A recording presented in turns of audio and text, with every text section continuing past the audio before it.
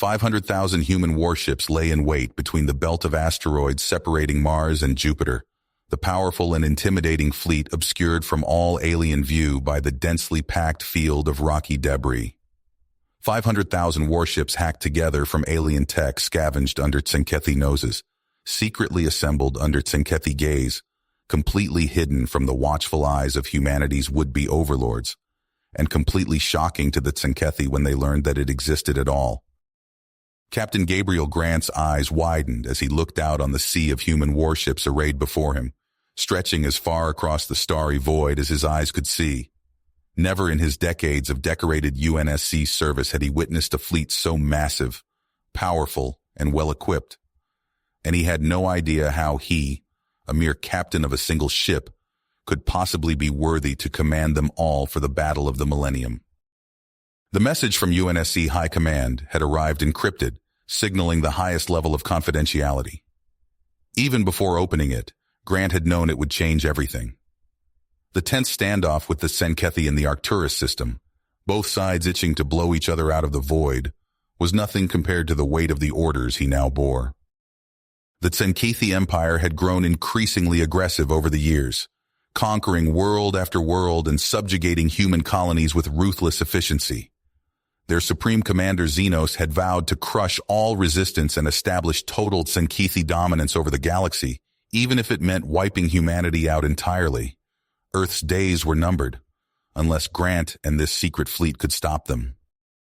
500,000 human warships, superior to anything that Tzenkethi had, built and crewed in total secrecy, advanced propulsion, energy shielding, weaponry reverse-engineered from scraps of captured alien tech that Tzenkethi hadn't even realized was missing, and every last ship was crewed by the best, brightest, bravest of humanity's warriors, engineers, and tacticians, all hidden right under the Tzenkethi's upturned noses.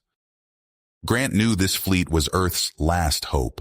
If the Tzenkethi discovered it before they could strike, Earth and all its children would burn. If it failed in its mission, humanity would be crushed into dust. But if he succeeded in leading it to victory, then mankind would be free once and for all from the alien tyrants who sought to grind them into the dirt. The fate of all humanity, the future of the galaxy itself, now rested on Grant's shoulders. There could be no failure, no retreat, no mercy. One way or another, this would be the battle to end all battles. The battle that would determine if humans lived free or served as slaves for generations. The battle that would shake the stars themselves and leave the mighty Tzenkethi Empire shocked and awed by what humanity could achieve. And Grant intended to make damn sure humanity came out on top. Captain Gabriel Grant stood on the bridge of the Invictus, his eyes scanning the holographic displays as his crew made their final preparations. The anticipation hung thick in the recycled air, the weight of the impending mission bearing down on every soul aboard the flagship. Suddenly, alarms blared throughout the ship, red lights flashing in warning. "Captain!" the communications officer shouted, his face pale with shock. "We've been compromised! The Tzenkethi know our location!" Grant's heart raced as he processed the information. How could this have happened? The fleet's existence had been Earth's most closely guarded secret. He turned to his intelligence officer, his voice steady, despite the growing dread in his gut. "Find the leak. Now." But there was no time. The sensors lit up like a supernova as a massive Tzenkethi force emerged from the asteroid field, their ships dripping with weapons. Leading the charge was a dreadnought of immense size and power, its hull marked with the insignia of Admiral Zaxar, Xenos' most ruthless enforcer. "All hands to battle stations," Grant barked, his crew leaping into action. "Raise shields, power up weapon systems, get me fleet-wide comms." As the Tzenkethi ships opened fire, the Invictus shuddered under the impact. Consoles exploded in showers of sparks, crew members thrown to the deck. On the interface, Grant watched as several UNSC ships were torn apart by the initial volley, their hulls breaking apart like shattered glass. But Earth's fleet was not so easily cowed. Under Grant's command, the human ships rallied, their reverse-engineered shields absorbing the brunt of the Tzenkethi assault. The UNSC vessels returned fire, their directed energy weapons slicing through enemy hulls with deadly precision. The battle raged, the void alight with the fire of 1,000 suns. Fighters danced and whirled, missiles and laser blasts crisscrossing the darkness. The Invictus shook with each blow, its crew fighting with unwavering tenacity to keep the ship in the fight. Grant's eyes locked onto Zaxar's dreadnought, the two flagships exchanging thunderous broadsides. The Invictus's shields flickered, weakening under the onslaught, but Grant refused to yield. With a daring maneuver, he ordered the helmsman to plot a jump directly into the heart of the Tzenkethi formation. The Invictus leapt forward, closing the distance with breathtaking speed. Zaxar's ship loomed before them, its weapons charging for a killing blow. But Grant was faster. With a roar of defiance, he unleashed a barrage of nuclear missiles, the warheads streaking through the void and slamming into the dreadnought's hull. The Tzenkethi ship bucked and shuddered, explosions ripping through its superstructure. Its engines flickered and died, the once mighty vessel spiraling out of control into a nearby asteroid.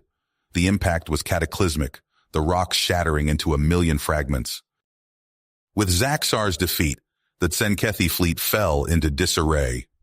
Grant seized the opportunity, ordering the UNSC ships to press the attack. Energy beams lanced out, missiles streaked through the void, and Tzenkethi ships crumbled under the relentless assault. One by one, the enemy vessels winked out of existence, reduced to clouds of debris and drifting wreckage. The last Tzenkethi ship exploded in a brilliant flash, and then, suddenly, the battle was over. An eerie silence descended over the asteroid field, broken only by the crackle of static and the hiss of venting atmosphere. On the bridge of the Invictus, Grant slumped back in his chair, exhaustion etched into every line of his face. Around him, his crew tended to the wounded and assessed the damage. They had won the day, but at a terrible cost. Many brave souls had given their lives to secure this victory. But Grant knew that this was only the beginning. With the secret of Earth's fleet revealed, the Tzenkethi would stop at nothing to destroy them. He had to act fast, to strike at the heart of the enemy before they could recover. "Signal the fleet," he ordered, his voice heavy with the weight of command. "We split into task forces, hit the Tzenkethi where they're weakest. Supply lines, staging grounds, command centers. We keep them off balance, buy ourselves time to build alliances and gather strength." As the orders went out, Grant felt a flicker of hope amidst the grim reality of war. Earth's people had suffered for too long under the Tzenkethi yoke. But now, with this victory, a spark had been lit. Across the galaxy, on 100 worlds, whispers of rebellion began to grow into a chorus of defiance. But even as hope spread, Supreme Commander Zeno seethed with rage on his distant throne world. The loss of Zaxar and the revelation of Earth's hidden fleet had dealt a blow to his pride and his plans for galactic domination. He would not let this insult stand. With a snarl of fury, Zeno summoned his generals and gave the order. The full might of the Tzenkethi Empire would be brought to bear. Every ship, every soldier, every vassal species would be called upon to crush the human upstarts once and for all. The galaxy held its breath, poised on the brink of a war that would shake the very foundations of the universe. And at the center of it all stood Captain Gabriel Grant and the brave men and women of Earth's secret fleet, ready to fight and die for the freedom of all humanity. Captain Gabriel Grant stood on the bridge of the Invictus, his eyes fixed on the holographic display of the Karzak system. The strike force of 13 UNSC vessels hung in formation at the system's edge, poised to unleash hell upon the unsuspecting Tzenkethi. "All ships, prepare for combat jump," Grant ordered, his voice steady despite the tension coiling in his gut. "Weapons hot, shields at maximum." The Invictus shuddered as it tore through the fabric of space-time, emerging from slipstream with its guns already blazing. Grant watched as streaks of energy and nuclear fire lanced out towards the Tzenkethi defensive fleet orbiting Karzak Prime. "Sir, enemy contacts! They're scrambling to respond!" the tactical officer shouted. Grant nodded grimly. "Press the attack. Don't let them regroup." The void lit up with furious exchanges of fire.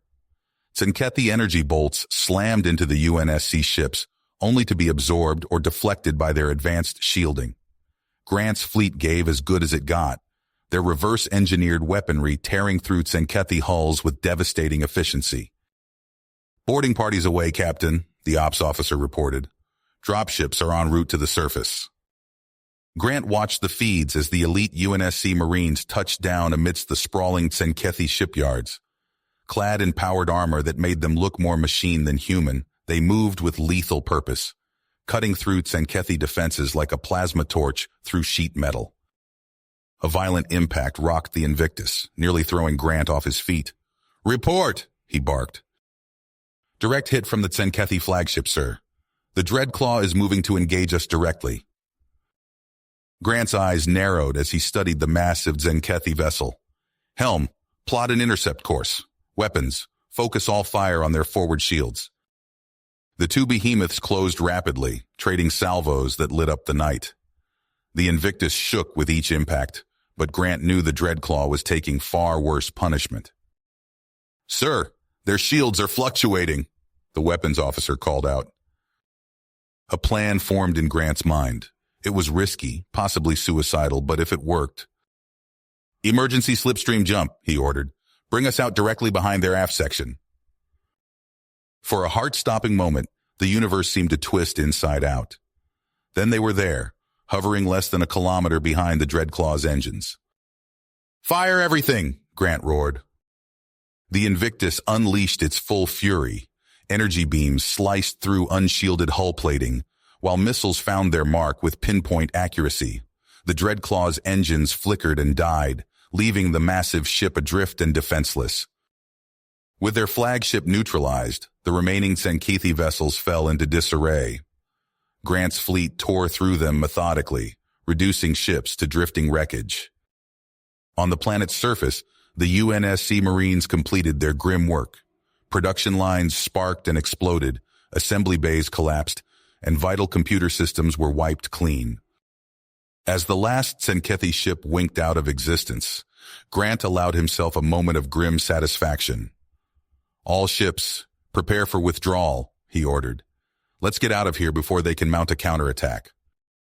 The UNSC fleet limped away from Karzak Prime, leaving devastation in their wake. Grant knew the victory would echo across the galaxy, a clarion call to all those who suffered under Tsenkethi oppression. But even as hope bloomed, he was already planning the next strike. The war was not nearly finished, and humanity's future hung in the balance. Grant vowed to see it through, regardless of the cost. Captain Gabriel Grant stood on the bridge of the Invictus, his eyes fixed on the holographic display of Tsenketh Prime. The Tsenkethi homeworld loomed before them, a fortress world filled with defenses. But Grant had a plan. "All ships, prepare for slipstream jump," he ordered, his voice calm despite the tension in the air. "Stealth systems to maximum." The Invictus shuddered as it tore through space-time, emerging with precision just hours from their target. Alongside it materialized a dozen UNSC capital ships, including the massive form of the Thunder Child. "We're in position, sir," reported the tactical officer. "No sign that Tsenkethi have detected us." Grant nodded grimly. "Commence the attack. All ships, open fire." The void lit up as energy torpedoes and ion beams lanced out from the UNSC fleet. Tsenkethi orbital platforms exploded in brilliant flashes, caught completely off guard. Alarms blared across Tsenketh Prime as the planet's defenders scrambled to respond. On the planet's surface, Lieutenant Michael Hawkins and his team crouched in their stealth insertion pods. The small craft hurtled through the atmosphere, weaving between streams of defensive fire. 30 seconds to touchdown," Hawkins growled over the comm. "Remember the objective, find and disable the apocalypse." The pod slammed into the outskirts of the Tsenkethi capital. Hawkins burst from his craft, plasma rifle at the ready. Around him, his team emerged like ghosts in the night. Above, the space battle intensified. Tsenkethi reinforcements poured in from nearby systems. The Invictus rocked as energy blasts from the massive Vengeance slammed into its shields. "Shields at 60% and falling," shouted the ops officer. Grant gripped the command rail. Bring us about. Concentrate all fire on the Vengeance's forward batteries.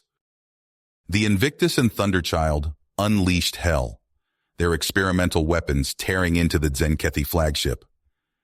But the Vengeance gave as good as it got, its relentless barrage pushing the UNSC ships to their limits. In the capital, Hawkins and his team fought their way through streets choked with panicked civilians and Tzenkethi troops. They reached the heavily guarded dry dock facility housing the Apocalypse. "Charges set," reported one of Hawkins' techs as they finished planting explosives on the flagship's vital systems. Hawkins keyed his comm. "Invictus, this is ground team. Apocalypse is rigged to blow. Get ready to press the advantage." The explosions ripped through the Apocalypse's hull, leaving the pride of the Tzenkethi fleet a gutted wreck.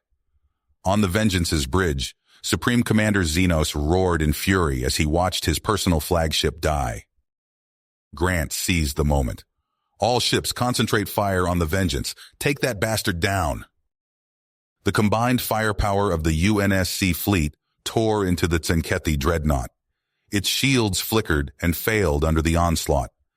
Secondary explosions rippled along its hull as the mighty vessel began to break apart. "Sir, the Vengeance is abandoning ship," reported Grant's XO. "We're detecting a shuttle heading for the surface." Grant's eyes narrowed. "Xenos, he's running to ground. Lieutenant Hawkins, do you copy?" "Read you loud and clear, Captain," came the reply. "New objective. Find Xenos and bring him in, dead or alive." Hawkins and his team fought their way through the chaos of the burning capital. They reached the entrance to a fortified bunker, just in time to see the last of Xenos' guards sealing the blast doors. "Breach charges," Hawkins ordered. "We're going in hot."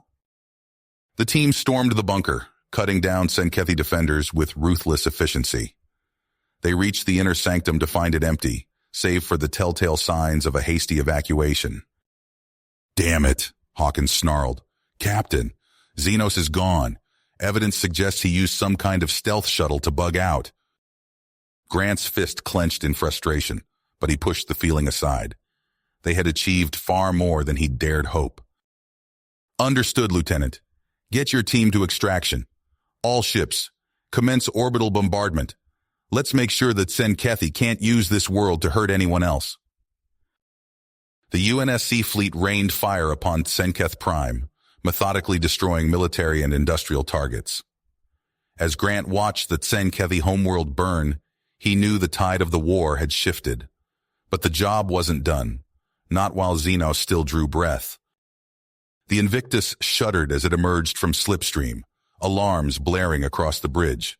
Captain Grant's eyes widened at the sight before him, a vast array of Tzenkethi warships surrounding Armageddon Prime. "All ships, battle stations," Grant barked, "weapons hot, shields at maximum." The space around them erupted in a firestorm of energy beams and missiles. Grant watched as allied vessels from a dozen species joined the fray, their unique designs a testament to the diversity of the Galactic Liberation Front. "Sir, the Apocalypse is moving to engage us directly," his tactical officer reported. Grant nodded grimly. "Bring us about. Let's give Xenos the fight he's asking for." The two massive flagships closed rapidly, their weapons tearing into each other with savage fury. The Invictus rocked violently as Tzenkethi energy bolts hammered its shields. "Shields at 60% and falling," shouted the ops officer. Grant gripped his command chair. "Divert auxiliary power to forward shields. Concentrate all fire on their weapon emplacements." On the planet's surface, Lieutenant Hawkins and his strike team fought their way through the streets of the Tzenkethi capital. Plasma fire scorched the air around them as they advanced on the towering spire of the command complex. "Rivera, get that door open!" Hawkins shouted, ducking behind a fallen pillar. Private Rivera slapped a breaching charge on the massive blast doors. The explosion rocked the ground, and Hawkins's team surged forward into the heart of the enemy stronghold. Back in orbit, the battle took a deadly turn. A blinding beam of energy lanced out from the Apocalypse, carving through the Allied fleet like a scythe. "Evasive maneuvers!" Grant roared, but it was too late. The beam struck the Invictus, tearing through its weakened shields and ripping open its hull. Klaxons wailed as atmosphere vented into space. Grant steadied himself against his chair, watching in horror as status displays flickered red across the bridge. "Damage report," he demanded. His XO's face was grim. "Multiple hull breaches, sir. We're venting atmosphere on decks 4 through 12. Weapon systems are offline, and our engines are failing." Grant's mind raced, weighing his options. He keyed the ship-wide comm. "All hands. This is the captain. Abandon ship. I repeat, all hands abandon ship." As escape pods jettisoned from the dying Invictus, Grant remained at his post. He input a series of commands, overriding the ship's safety protocols. "What are you doing, sir?" his XO asked, eyes wide. Grant's voice was steady. "Giving Xenos one last surprise. Now go, get to an escape pod." Alone on the bridge, Grant piloted the crippled Invictus towards the apocalypse. He watched the distance close on the flickering view screen, a sense of calm settling over him. "This is for Earth," he whispered. "For all the worlds you've terrorized, Xenos." The Invictus slammed into the apocalypse at full speed. For a moment, the two ships seemed to merge into a single twisted mass of metal. Then, with a silent flash that outshone the stars, both vessels disappeared in a cataclysmic explosion. In the Tzenkethi command complex, Hawkins and his team fought their way to Xenos' inner sanctum. They burst through the final set of doors, weapons ready, only to find the room empty. "Damn it!" Hawkins snarled, kicking over a chair. "He's gone!" A junior officer called out from a nearby console. "Sir, I've got something. Looks like launch logs for a cloaked shuttle. Left the planet less than an hour ago." Hawkins's fists clenched in frustration. They had been so close, but Xenos had slipped away yet again. Outside, the sounds of battle began to fade. Reports flooded in from across the planet and the surrounding space. The Tzenkethi forces were in full retreat, their will to fight broken by the destruction of the apocalypse and the disappearance of their leader. As the dust settled and the Allied fleets regrouped, a bittersweet victory settled over the assembled forces. The Tzenkethi Empire lay in ruins, its grip on the galaxy finally broken. But the cost had been high, and the specter of Xenos still loomed somewhere in the vast reaches of space. You have reached the end of the story. If you enjoyed this story and want to support us, please leave a like and subscribe to our channel, and for every comment that says 88, I will heart every single one of them. Thank you for your time.